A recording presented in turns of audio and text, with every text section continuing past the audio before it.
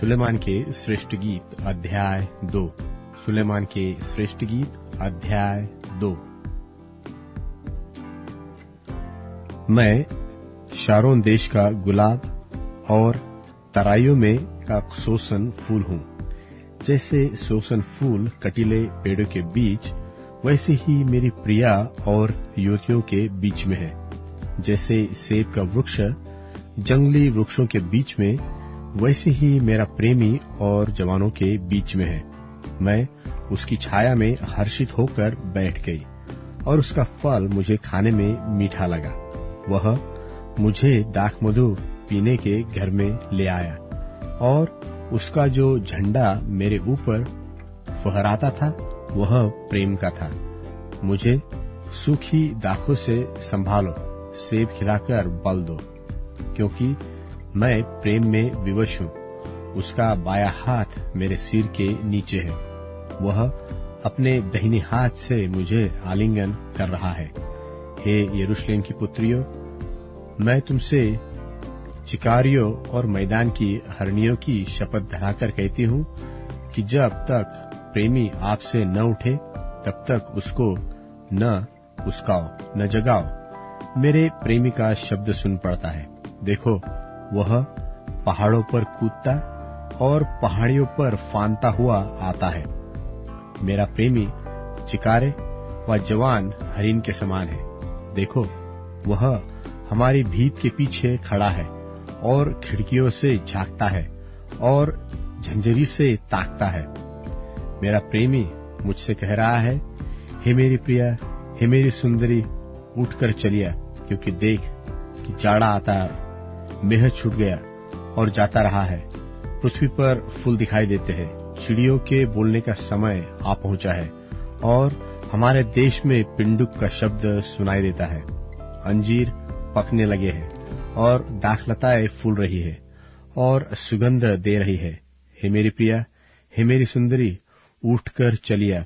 हे मेरी कबूतरी, हे पहाड़ों की दरारों और चढ़ाई की झाड़ी में रहने वाली, अपना मुख मुझे दिखला, अपना बोल मुझे सुना, क्योंकि तेरा बोल मीठा और तेरा मुख अति सुंदर है। जो छोटी लोमड़ियां दाख की बारियों को बिगाड़ती है, उन्हें पकड़ लो, क्योंकि हमारी दाख की बारियों में फूल लगे हैं। मेरा प्रेमी मेरा है और मैं उसकी हूँ। वह अपनी भेड़ बकरियां सोसन फूलों के बीच में चराता है।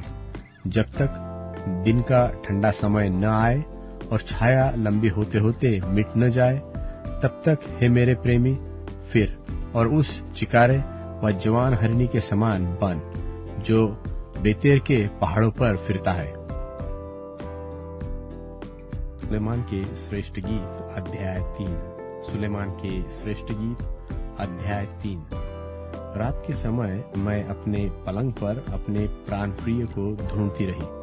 मैं उसे ढूंढती तो रही, परंतु पाया नहीं। मैंने कहा, मैं उठकर नगर में और सड़कों और चौकों में घूमकर अपने प्राण प्रिय को ढूंढूंगी। मैं उसे ढूंढती तो रही, परंतु पाया नहीं। जो पहरुए नगर में घूमते हैं वे मुझे मिले। मैंने उनसे पूछा, क्या तुमने मेरे प्राण प्रिय को देखा है? मुझको उनके पास से आगे बढ़े थोड़ी ही देर हुई कि मेरा प्राण प्रिय मुझे मिल गया। मैंने उसको पकड़ लिया और जब तक उसे अपनी माता के घर अर्थात अपनी जननी की कोठरी में न ले आए, तब तक उसको जाने न दिया। हे यरूशलेम की पुत्रियों, मैं तुमसे चिकारियों और मैदान की हरनियों की शपथ धराकर कहती हूँ कि जब तक प्रेमी आपसे न उठे तब तक उसको न उस्काओ और न जगाओ। यह क्या है जो धुएं के खंभों के समान, गंधरस और लोबान से सुगंधित और व्यापारी के सब भांति की बुकनी लगाए हुए जंगल से निकल आता है? देखो, यह सुलेमान की पालकी है। उसके चारों ओर 60 वीर चल रहे हैं, जो इस्राएल के शूरवीरों में से है। वे सब के सब तलवार बांधे और युद्ध विद्या के जानने वाले हैं। प्रत्येक पुरुष रात के डर के मारे जांघ पर तलवार लटकाए हुए रहता है। सुलेमान राजा ने एक बड़ी पालकी लबानोन के काठ की बनवा ली है। उसने उसके खंभे चांदी के, उसका सिरहाना सोने का और गद्दी अर्गवानी रंग की बनवाई है, और उसके बीच का स्थान यरूशलेम की पुत्रियों की ओर से प्रेम से जड़ा गया है। हे सियोन की पुत्रियों, निकलकर सुलेमान राजा पर दृष्टि डालो। देखो, वह वही मुकुट पहने हुए है जिसे उसकी माता ने उसके विवाह के दिन और उसके मन के आनंद के दिन उसके सिर पर रखा।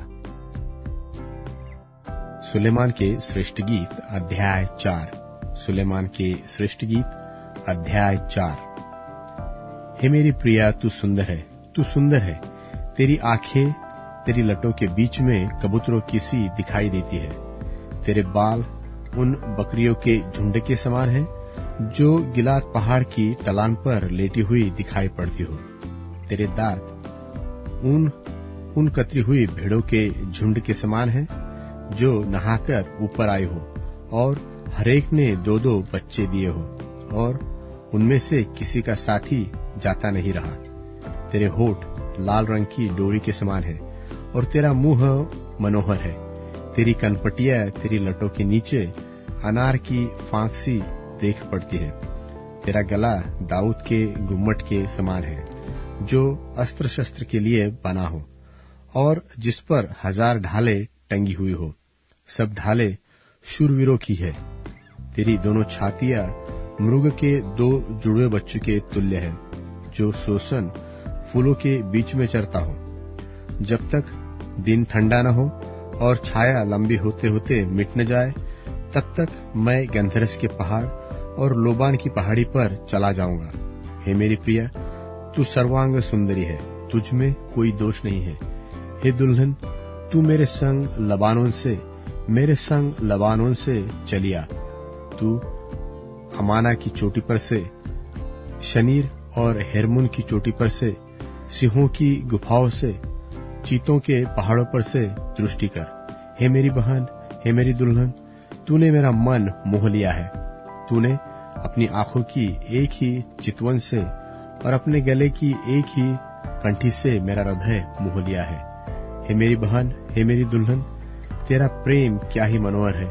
तेरा प्रेम दाख मधु से क्या ही उत्तम है, और तेरे इत्रों का सुगंध सब प्रकार के मसालों के सुगंध से क्या ही अच्छा है। हे दुल्हन, तेरे होठों से मधु टपकता है। तेरी जीभ के नीचे मधु और दूध रहता है, और तेरे वस्त्रों का सुगंध लबानोन का सा है। मेरी बहन, मेरी दुल्हन, किवाड़ लगाए हुई बारी, किवाड़ बंद किया हुआ सोता और छाप लगाया हुआ झरना है। मेरे अंकुर उत्तम फल वाली अनार की बारी के तुल्य है, जिसमें मेहंदी और सुम्बुल, जटामासी और केसर, लोबान के सब भांति के पेड़ों समेत मुश्क और दालचीनी, गंधरस, अगर आदि सब मुख्य मुख्य सुगंध द्रव्य होते हैं। तू पारियों का सोता है, फूटते हुए जल का कुआं है, और लबानों से बहती हुई धाराएं हैं। हे उत्तर वायु, जाग, और हे दक्षिण वायु, चलिया। मेरी बारी पर बहो, जिससे उसका सुगंध फैले, और मेरा प्रेमी अपनी बारी में आकर अपने उत्तम उत्तम फल खाए। पतरस की पहली पत्री, 4 अध्याय। सो जबकि मसीह ने शरीर में होकर दुख उठाया, तो तुम भी उस ही मनसा को धारण करके हथियार बांध लो, क्योंकि जिसने शरीर में दुख उठाया वह पाप से छूट गया, ताकि भविष्य में अपना शेष शारीरिक जीवन मनुष्यों की अभिलाषाओं के अनुसार नहीं, वरन परमेश्वर की इच्छा के अनुसार व्यतीत करो। क्योंकि अन्य जातियों की इच्छा के अनुसार काम करने और लुचपन की बुरी अभिलाषाओं, मतवालापन, लीला क्रीड़ा, पियक्कड़पन और घृणित मूर्ति पूजा में जहाँ तक हमने पहले समय गंवाया वही बहुत हुआ। इससे वे अचंभा करते हैं कि तुम ऐसे भारी लुचपन में उनका साथ नहीं देते, और इसलिए वे बुरा भला कहते हैं।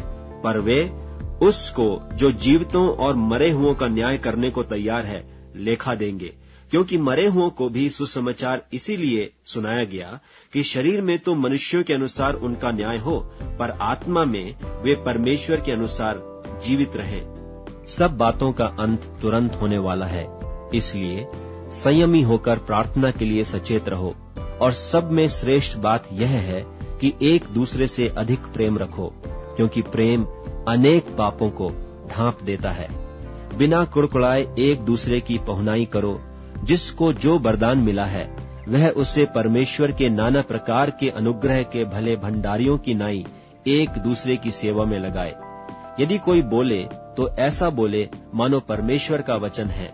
यदि कोई सेवा करे तो उस शक्ति से करे जो परमेश्वर देता है, जिससे सब बातों में यीशु मसीह के द्वारा परमेश्वर की महिमा प्रकट हो। महिमा और साम्राज्य युगानुयुग उसी की है। आमीन।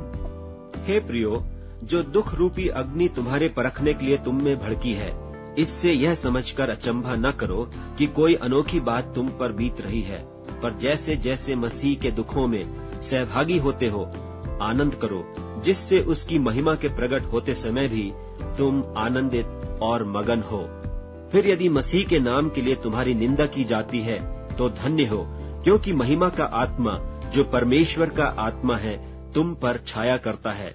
तुम में से कोई व्यक्ति हत्यारा या चोर या कुकर्मी होने या पराये काम में हाथ डालने के कारण दुख न पाए, पर यदि मसीह होने के कारण दुख पाए तो लज्जित न हो, पर इस बात के लिए परमेश्वर की महिमा करे, क्योंकि वह समय आ पहुंचा है कि पहले परमेश्वर के लोगों का न्याय किया जाए, और जबकि न्याय का आरंभ हम ही से होगा तो उनका क्या अंत होगा जो परमेश्वर के सुसमाचार को नहीं मानते।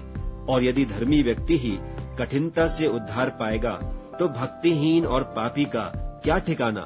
इसलिए जो परमेश्वर की इच्छा के अनुसार दुख उठाते हैं वे भलाई करते हुए अपने अपने प्राण को विश्वास योग्य सृजनहार के हाथ में सौंप दे।